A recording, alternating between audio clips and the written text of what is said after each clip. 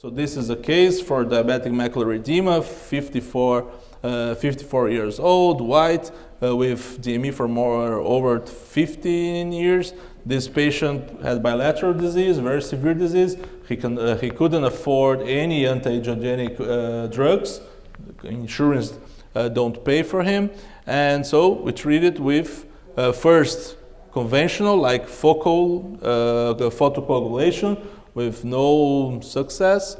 And then, so this is the OCT before we treated with endpoint management. So it's a very cystic macular edema in the left eye. So this, again, landmarks on 110, so 760 burns.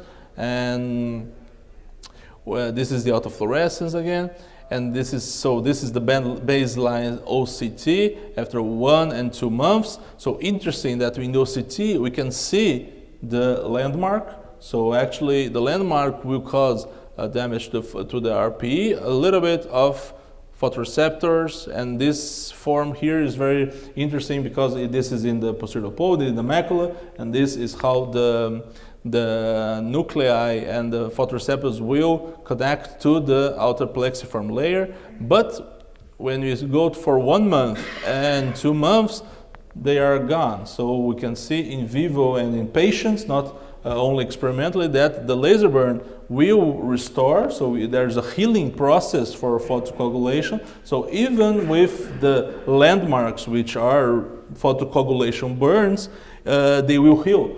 And we only see the spots in the infrared or autofluorescence because of the RPE proliferation or damage that we caused, not really photoreceptor damage.